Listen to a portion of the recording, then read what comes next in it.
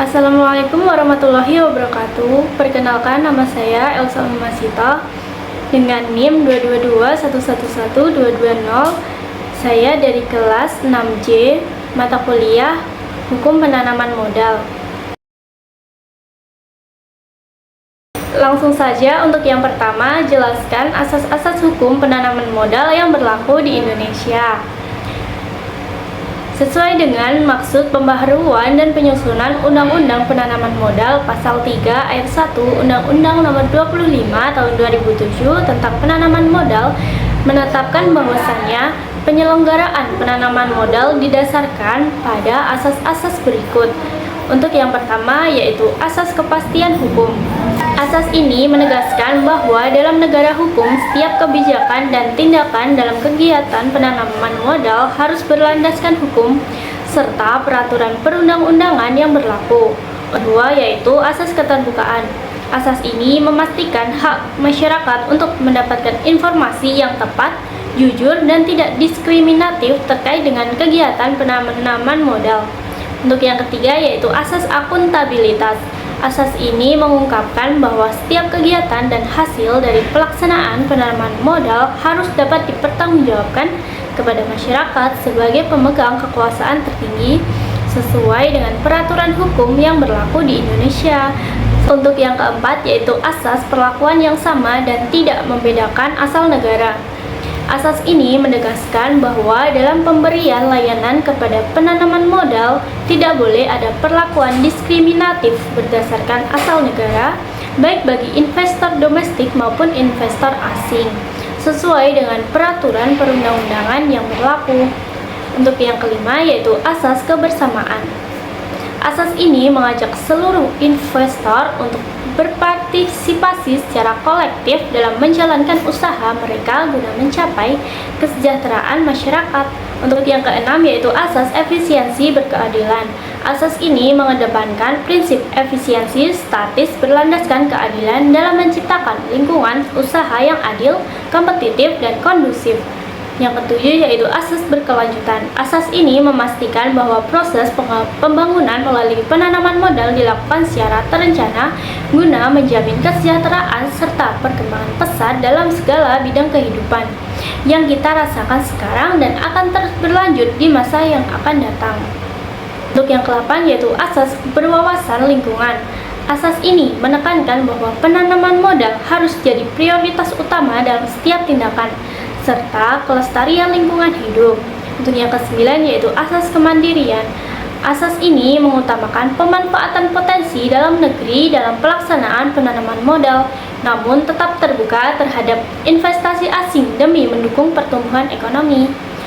Untuk yang ke-10 yaitu asas keseimbangan kemajuan dan kesatuan ekonomi nasional. Asas ini bertujuan agar kemajuan ekonomi tidak hanya terpusat di satu wilayah saja, melainkan merata di seluruh Indonesia demi memperkuat ekonomi nasional secara keseluruhan. Untuk yang kedua yaitu keberadaan hukum penanaman modal di Indonesia dipengaruhi beberapa faktor. Jelaskan dan apa akibatnya bagi Indonesia. Keberadaan hukum penanaman modal di Indonesia dipengaruhi oleh faktor-faktor seperti kepastian hukum, kebijakan pemerintah, dan kondisi ekonomi. Akibatnya, ketidakpastian hukum dapat mengurangi minat investor, sementara kebijakan yang mendukung dapat meningkatkan investasi dan pertumbuhan ekonomi. Adapun faktor-faktor yang mempengaruhi kepastian hukum, diantaranya yang pertama yaitu kepastian hukum. Kepastian hukum yang kuat sangat penting untuk menarik investor. Ketidakpastian dalam regulasi dapat menyebabkan keraguan di kalangan investor yang berpotensi mengurangi aliran investasi. Untuk yang kedua yaitu kebijakan pemerintah. Kebijakan yang mendukung investasi seperti insentif, pajak, dan kemudahan perizinan dapat meningkatkan minat investor. Sebaliknya, kebijakan yang terlalu ketat atau tidak konsisten dapat menghambat investasi. Untuk yang ketiga yaitu kondisi ekonomi.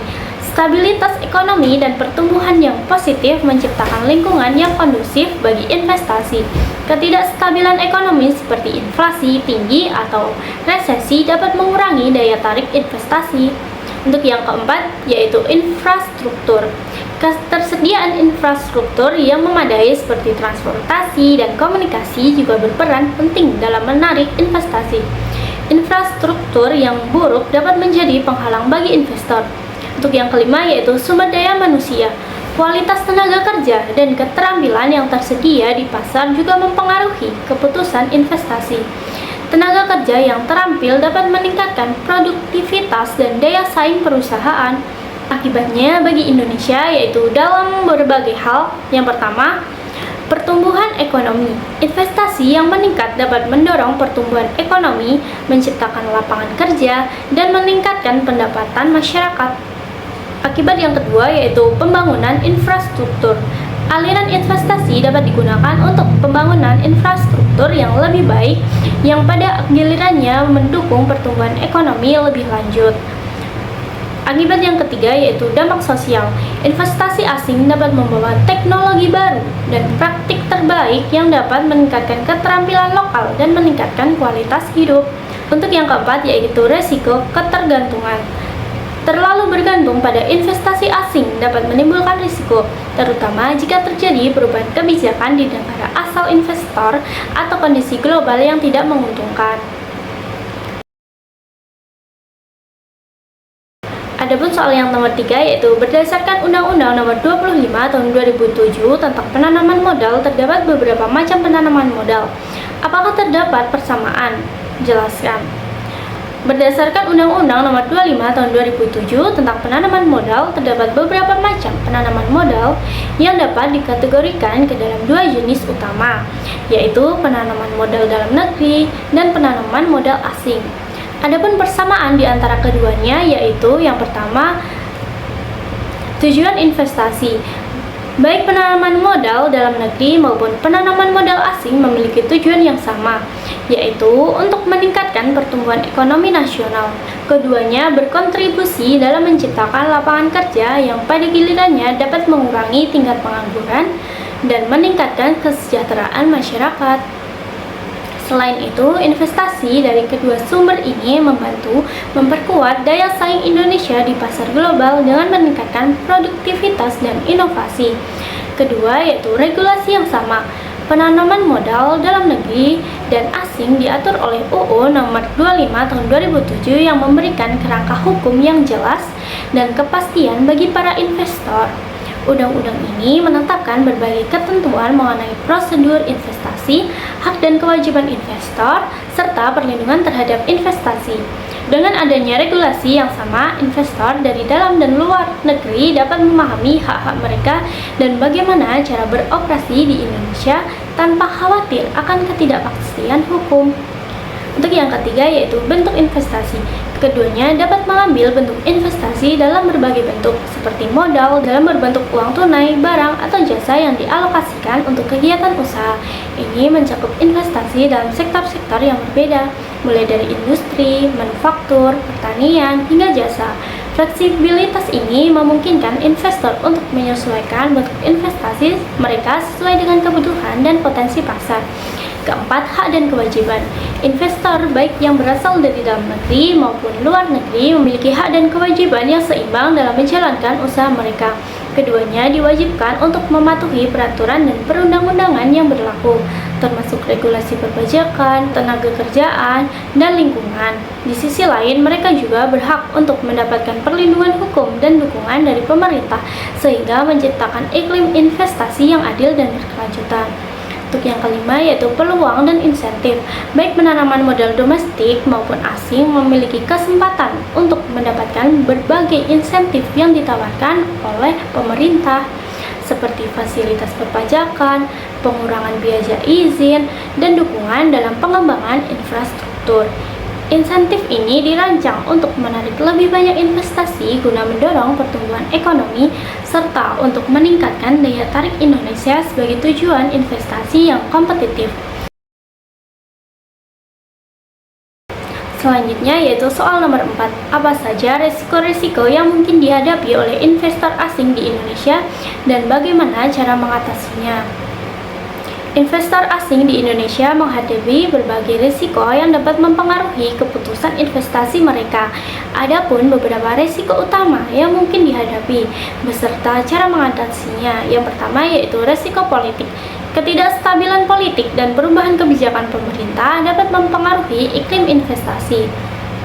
Investor asing harus melakukan analisis mendalam terhadap situasi politik dan kebijakan yang berlaku di Indonesia untuk mengantisipasi perubahan yang mungkin terjadi.